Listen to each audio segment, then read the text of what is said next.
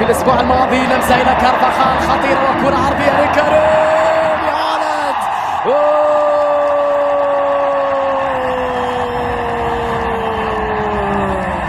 عندك ظهير ولا جناح ولا صانع لعب؟ هذا كارفاخال اجيبوني، هو ظهير ولا جناح ام انه صانع لعب؟ كارفاخال هدف لكريم بنزيما، هدف اول لريال مدريد. اعطينا اللقطه مره اخرى، يا لها من تمريره ويا له من كارفاخال، يا لها من لمسه ويا له من كارفاخال.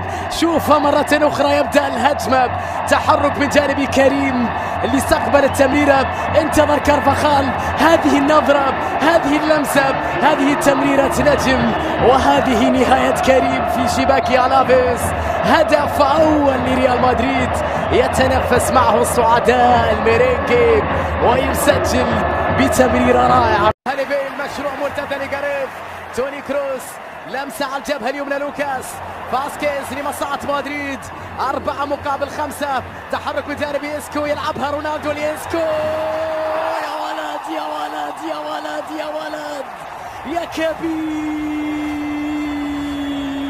يا كبير إسكو، يا لها من لمسة ويا له من إسكو. شوف التحرك الجميل، شوف النهاية الرائعة في زاوية قاتلة لحارس المرمى. هذه الكرات، هذه الأهداف لا يسجلها إلا الكبار، لا يسجل بهذه الطريقة إلا الكبار القادرين على صناعة الفارق في أوقات صعبة في الأزمات. إسكو بلمسة ساحرة، كل سحر لمواصلة المشوار في الليغا. محاولة خطيرة لريال مدريد، جاريث بيل يلعبها وبالراس، والثالث للميرينجي.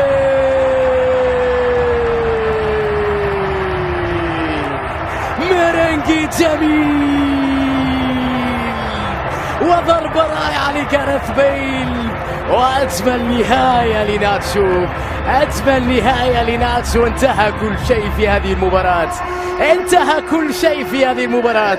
وصل ريال مدريد في الوقت المناسب، وصل ناتشو للتسجيل لتأكيد فوز ريال مدريد بعد ضربة ثابتة رائعة لجاريث بيل، عادت من العارضة وكان ناتشو في المكان المناسب ليستقبلها برأسه، ليضعها في الشباك ليؤكد الانتصار. ضاعت من ديفرسون، 1-1، قريبة جدا من ألافيس.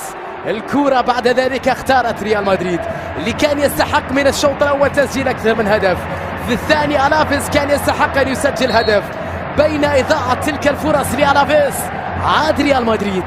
هذه مشكلتكم، أنكم لم تستغلوا الفرص أمام ريال مدريد. هذا الهدف يسجل